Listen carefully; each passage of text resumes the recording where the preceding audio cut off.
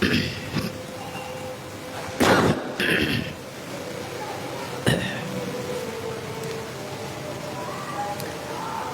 الحمد لله نحمده ونستعينه ونستغفره ونعوذ بالله من شرور أنفسنا ومن سيئات أعمالنا من يهده الله فلا مضل له ومن يضلله فلا هادي له وأشهد أن لا إله إلا الله وحده لا شريك له وأشهد أن محمدًا عبده ورسوله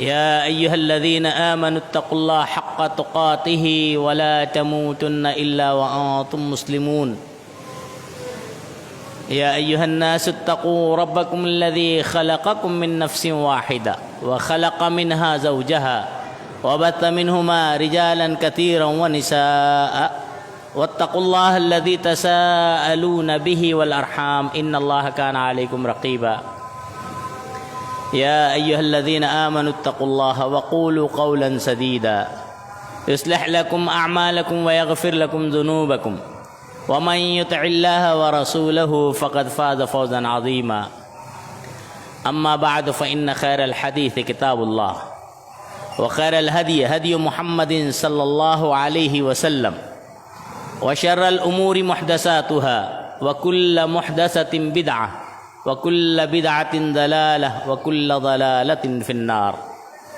فأعوذ بالله السميع العليم من الشيطان الرجيم من همزه ونفخه ونفسه بسم الله الرحمن الرحيم ولن ترضى عنك اليهود ولا النصارى حتى تتبع ملتهم قل إن هدى الله هو الهدى ولئن اتبعت أهواءهم بعد الذي جاءك من العلم ما لك من الله من ولي ولا نصير وقال تعالى بسم الله الرحمن الرحيم وما كان لمؤمن ولا مؤمنة إذا قضى الله ورسوله أمرا أن يكون لهم الخيرة من أمرهم ومن يعص الله ورسوله فقد ضل ضلالا مبينا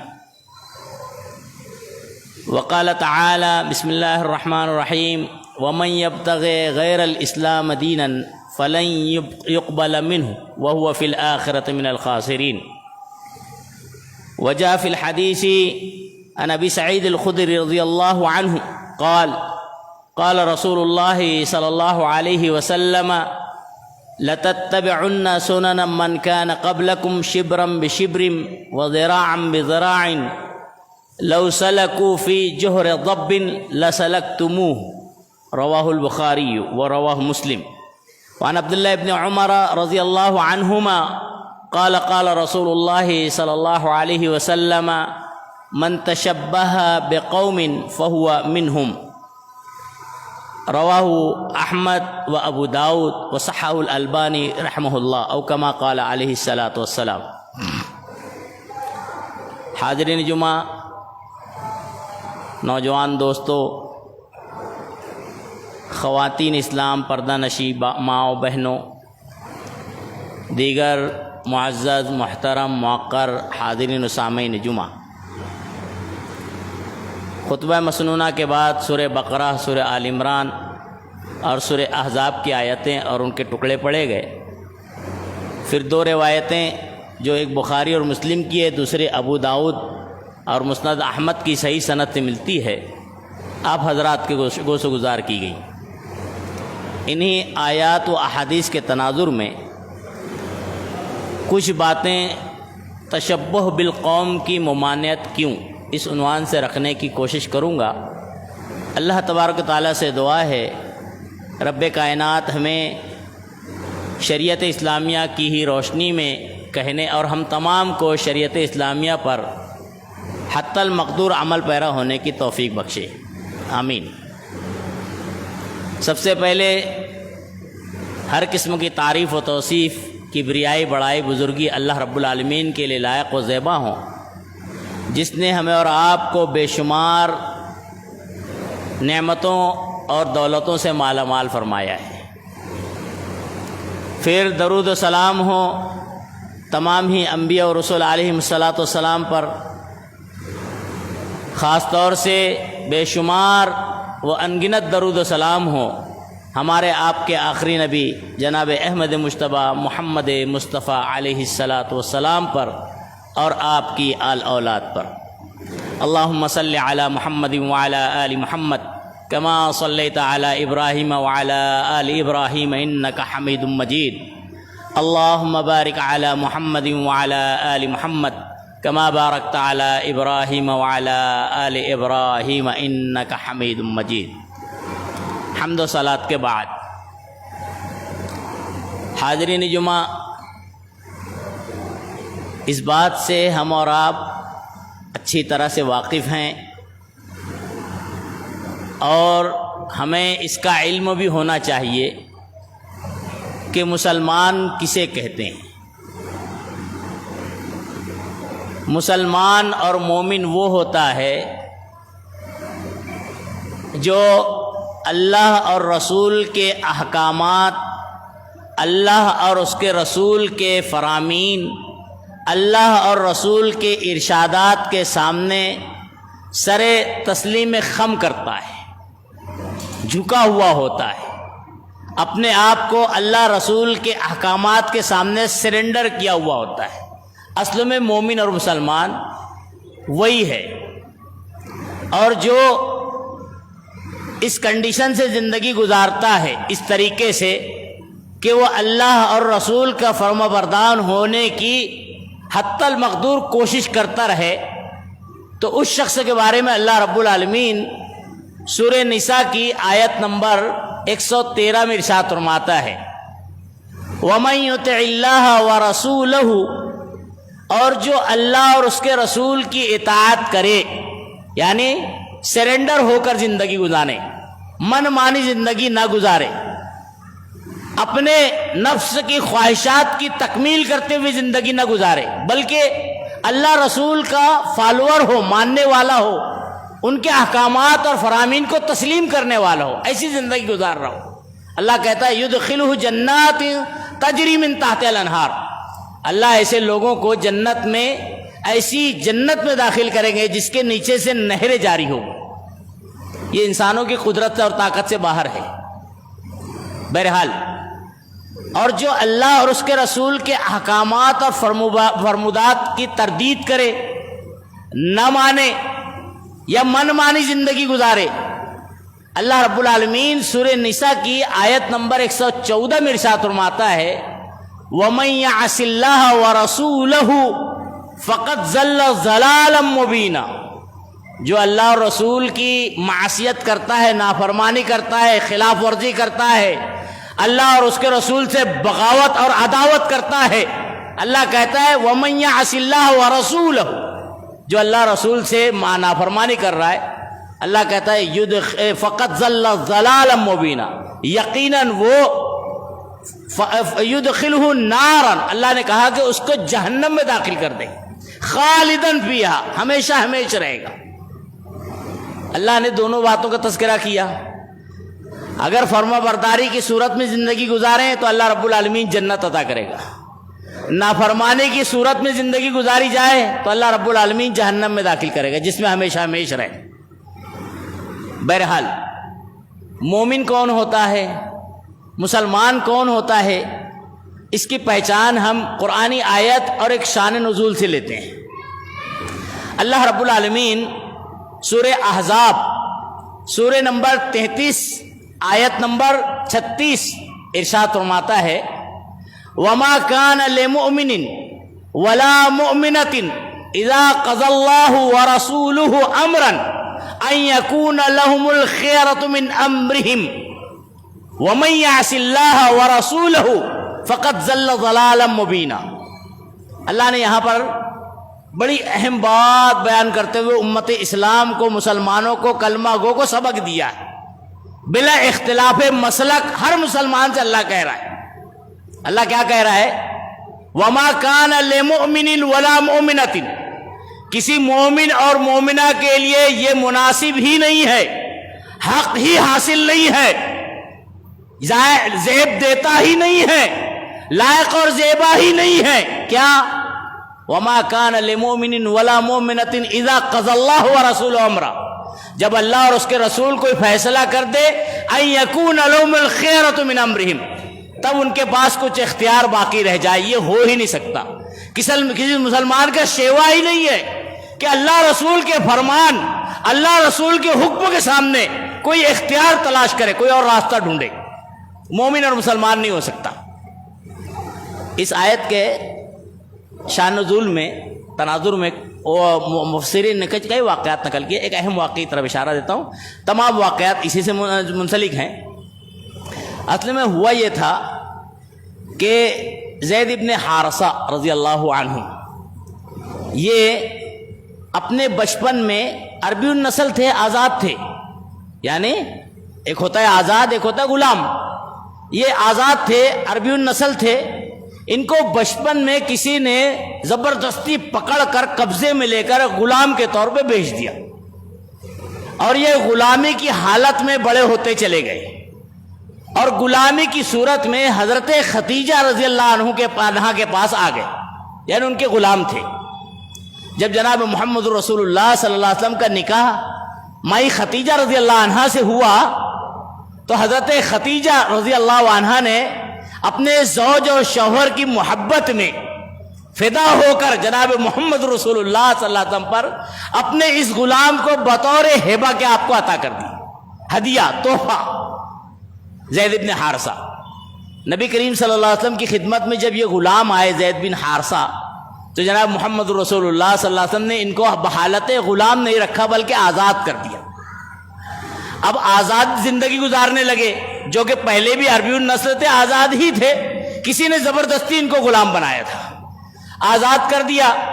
آزادی کے بعد جب ان کی عمر ہو گئی تو ان کا نکاح آپ نے اپنے پھوپھی ذات بہن زینب رضی اللہ عنہا سے پیش کیا. حضرت زینب اور ان کے بھائیوں کو تھوڑی خاندانی وجاہت، جیسے آج ہمارے معاشرے میں ہے نا، ایک بندہ دیندار ہے، بڑا شریف ہے، اپنے کام سے کام، لیکن کیسا ہے بیچارہ، خاندانی طور پر تھوڑا چھوٹا ہے، پیسے میں ہلکا ہے.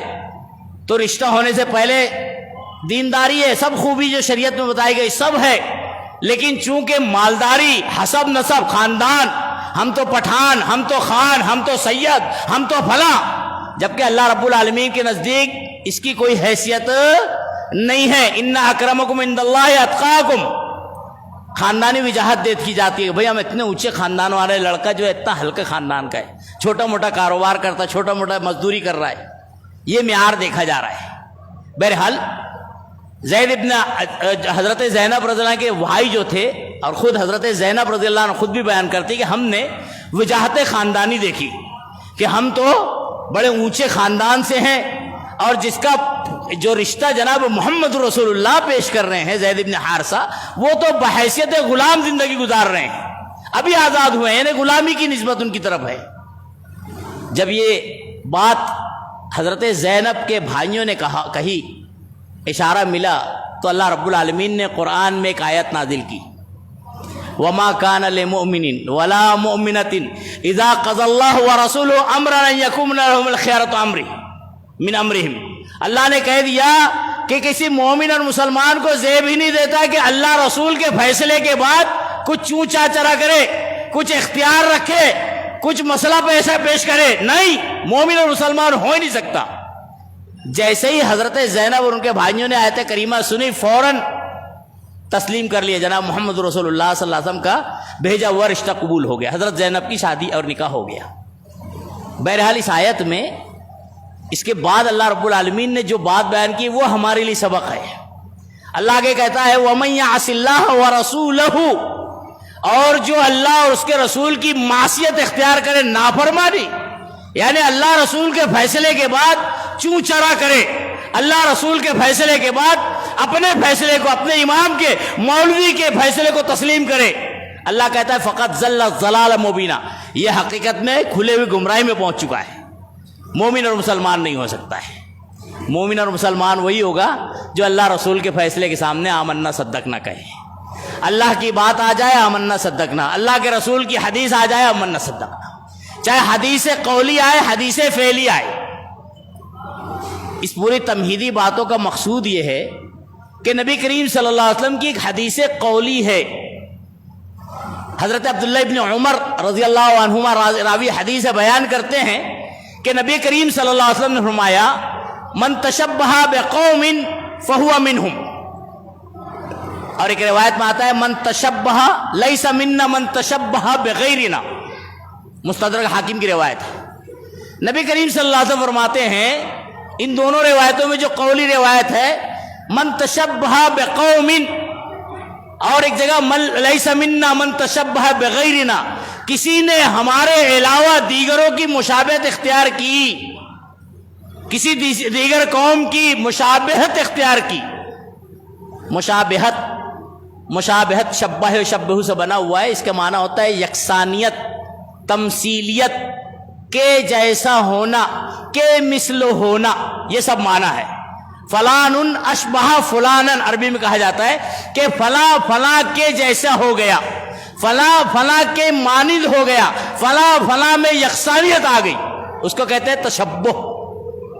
اور اللہ کے نبی صلی اللہ علیہ وسلم نے مومن اور مسلمان کو کہا ہے کہ من تشبہ بقوم، کوئی دوسری قوم کی مشابہت اختیار کرے، کوئی یہودی بن جائے، کوئی نصرانی بن جائے، کوئی ہنود کا طرز اختیار کر لے ہوئے، اللہ کے نبی صلی اللہ علیہ وسلم نے حدیث قولی میں کہا ہے فَهُوَ مِنْهُمْ، وہ ان میں سے ہو جائے گا.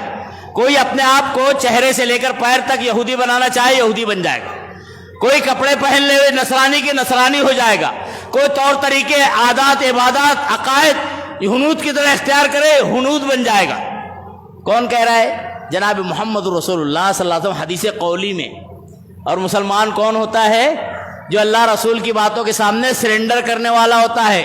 معلوم یہ ہوا کہ تشبہ کے جتنے بھی طریقے ہیں ان سے بچنا مسلمانوں کی ذمہ داری ہے. تشبہ کی ممانعت کیوں ہے؟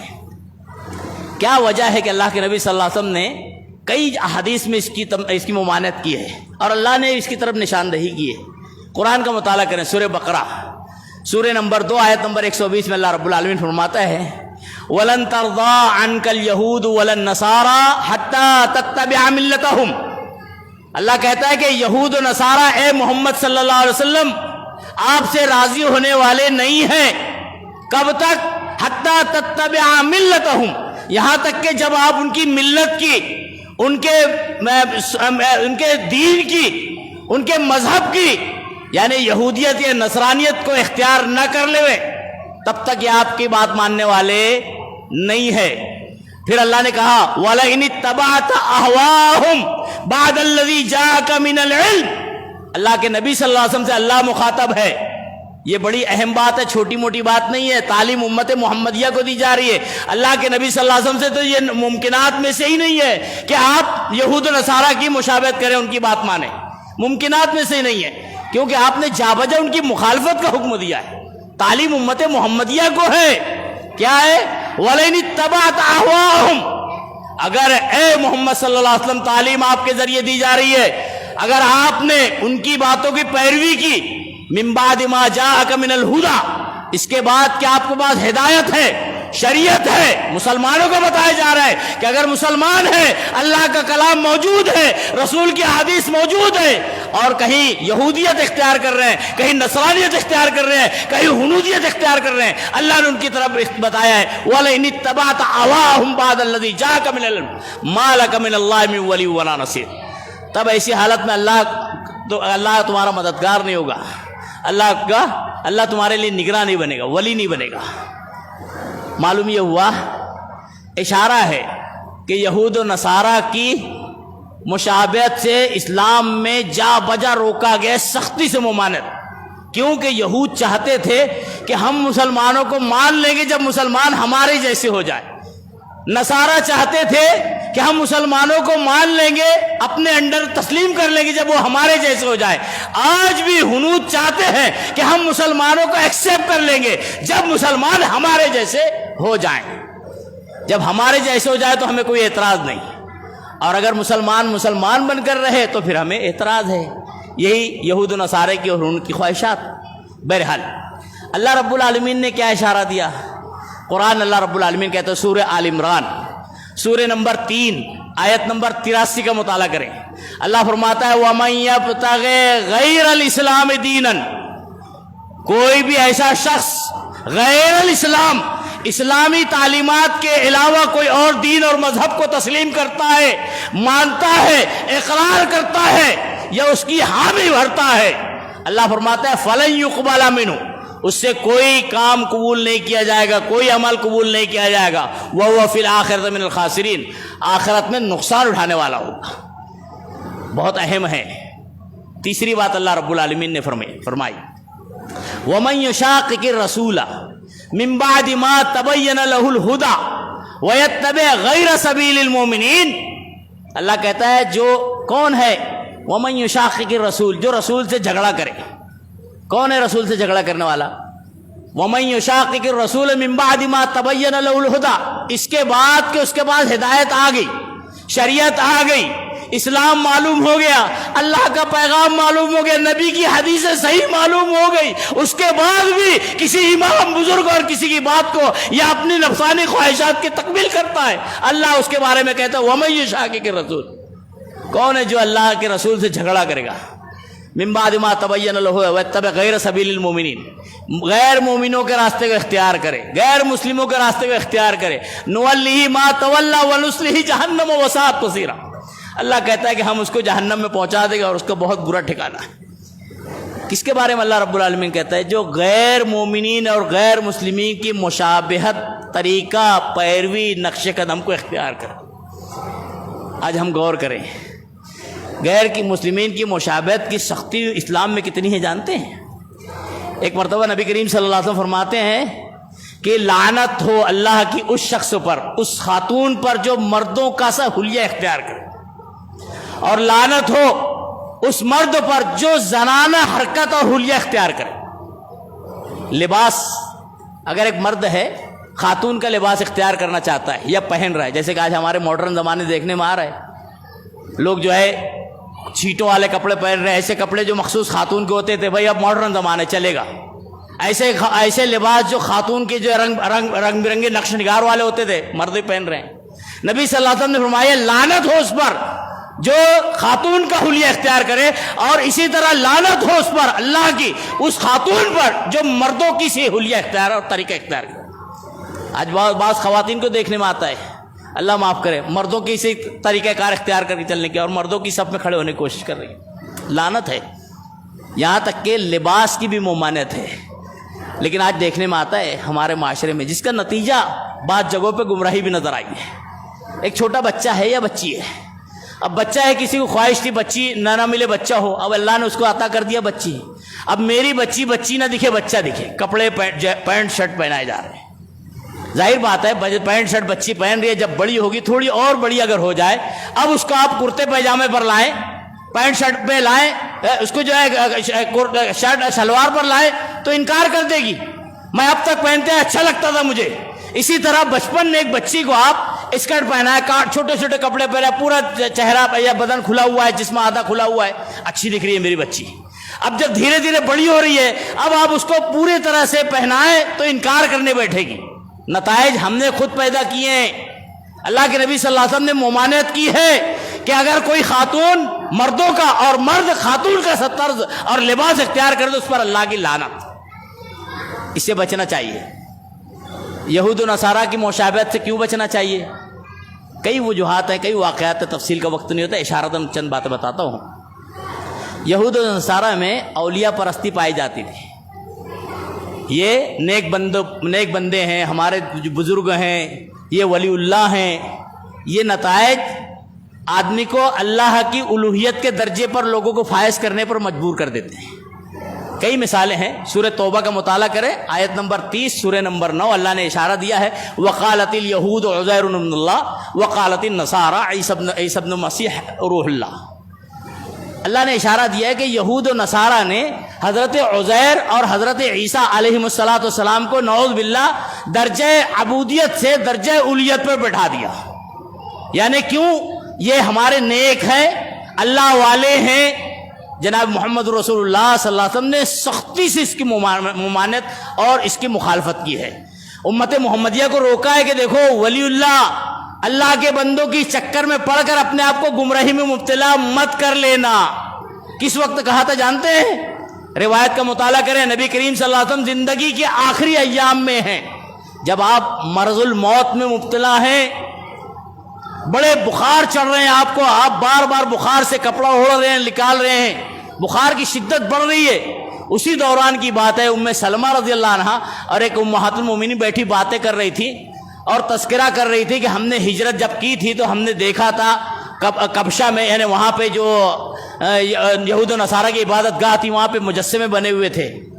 نبی کریم صلی اللہ علیہ وسلم اسی حالت میں جبکہ مرض میں مبتلا ہے، آپ اٹھ کر بیٹھتے ہیں اور کہتے ہیں سن لو کہ یہود و نصارہ پر اللہ کی لعنت ہو. جب ان کا نیک اور صالح کوئی آدمی مرتا تھا، اتخذوا قبور علیہم، وہ لوگ ان کی قبریں بنا لیا کرتے تھے، ان نیک اور صالحین کو سجدہ کرنے لگتے تھے. پھر آپ نے فرمایا لعن اللہ الیہود والنصارى، اللہ یہود و نصارہ پر لعنت کرے. انہوں نے اتخذوا قبور انبیائہم مساجدہ، اپنے نبیوں کی قبروں کو سجدہ گاہ بنا لیا. پھر آپ نے کہا اے امت اسلام، اے امت مسلمہ، لا تتخذوا، تم لوگ ایسے طریقہ کار اختیار نہ کرنا، تم لوگ اس روش کو اختیار نہ کرنا، وہ طریقہ مت اختیار کرنا جو یہود و نصارہ نے اختیار کیا. آج ہو بہو وہی راستے پر امت چلی ہے. کیوں اس راستے پہ چلیے جانتے ہیں؟ نبی کریم صلی اللہ علیہ وسلم کی پیشین گوئی تھی. نبی کریم صلی اللہ علیہ وسلم نے ایک مرتبہ کہا تھا، حضرت عبداللہ ابن عباس رضی اللہ عنہ راوی حدیث ہے، رضی اللہ عنہما راوی حدیث بیان کرتے ہیں، نبی کریم صلی اللہ علیہ وسلم فرمایا تھا لَتَتَّبِعُونَ سُنَنَ مَنْ كَانَ قَبْلَكُمْ، اے لوگو تم لوگ جو پرانی امتیں گزری ہے یہود و نصارہ، ان کی ہو بہو پیروی کرو گے، ان کی باتوں کو طریقوں کو ہو بہو مانو گے. شبرم بشبرم و ذراعم بذراع، بالشت برابر زیرہ برابر، جیسے چلے ویسے چلو گے. لو دخلوا جحر ضب لدخلتموہ، اگر وہ کسی سوراخ میں گھسے ہوں گے، اللہ کے نبی صلی اللہ علیہ وسلم نے اشارتاً کہا ہے، تمثیلاً کہا ہے، تو تم بھی گھسو گے. جو روش یہود و نصارہ نے اختیار کی امت وہ اختیار کرے گی اور کر رہی ہے. یہود و نصارہ جو تباہ ہوئے اولیاء و صالحین کی عبادت میں، امت آج گمراہ ہوئی ہے. امت کی اکثریت جو گمراہ ہو رہی ہے اور ہوئی ہے، اس کی وجہ بزرگوں، والیوں اور صالحین کی بیجا محبت. اللہ کے نبی صلی اللہ علیہ وسلم نے مساجد کو نقش نگار سے منع کیا. کیوں؟ یہود و نصارہ اپنی عبادت گاہوں کو بڑا منظم کرتے تھے، نقش نگار کرتے تھے.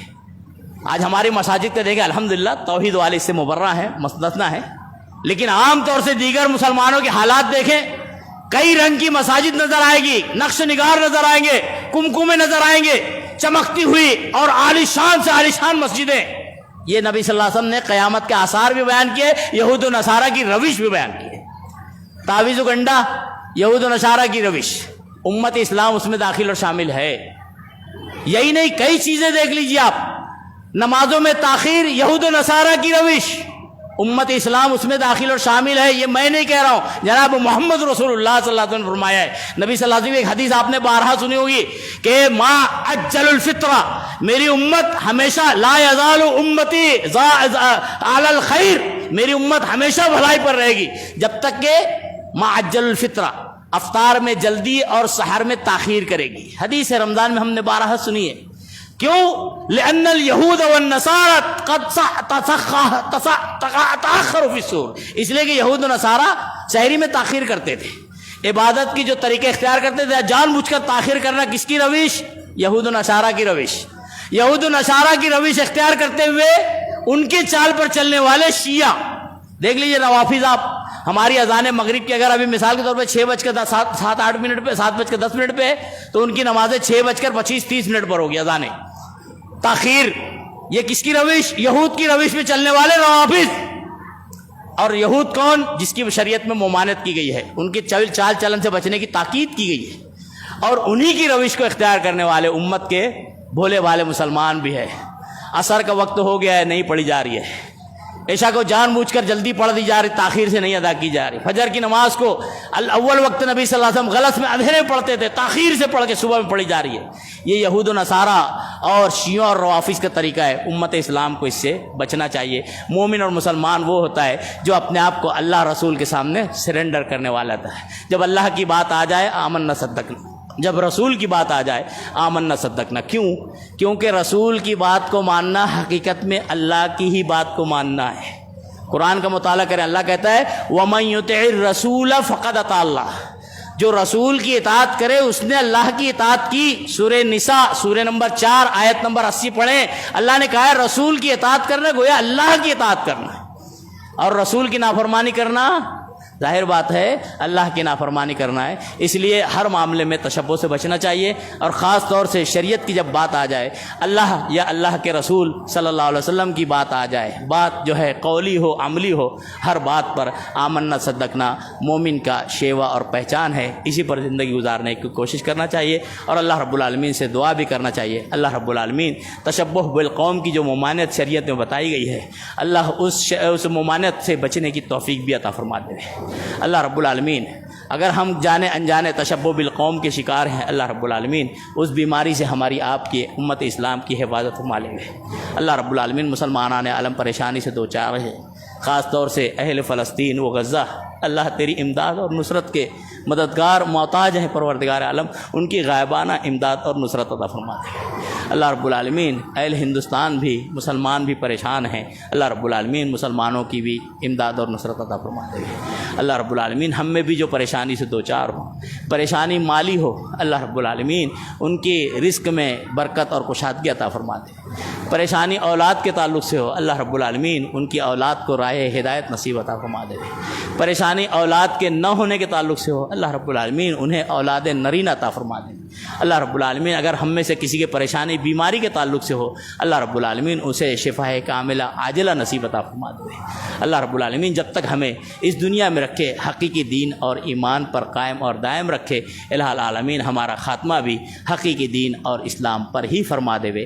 آمین. اقول قولی ھذا واستغفر اللہ لی ولکم ولسائر المسلمین انہ تعالی جواد کرم برور رحیم فاستغفروہ انہ هو الغفور الرحیم.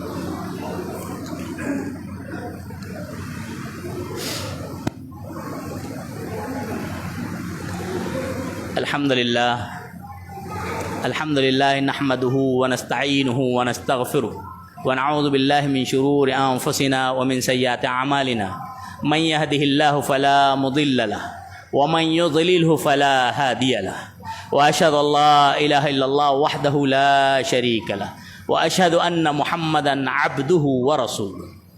أما بعد قال الله تبارك وتعالى أعوذ بالله من الشيطان الرجيم بسم الله الرحمن الرحيم إن الله وملائكته يصلون على النبي يا أيها الذين آمنوا صلوا عليه وسلموا تسليما اللهم صل على محمد وعلى آل محمد كما صليت على إبراهيم وعلى آل إبراهيم إنك حميد مجيد اللهم بارك على محمد وعلى آل محمد كما باركت على إبراهيم وعلى آل إبراهيم إنك حميد مجيد اللهم انصر الإسلام والمسلمين اللهم انصر الإسلام والمسلمين في فلسطين وفي غزة وفي كل مكان يا أرحم الراحمين اللهم انصر من نصر دين محمد صلى الله عليه وسلم واجعلنا منهم واخذل من خذل عن دين محمد صلى الله عليه وسلم ولا تجعلنا منهم آمين. عباد الله رحمني ورحمكم الله إن الله يأمر بالعدل والإحسان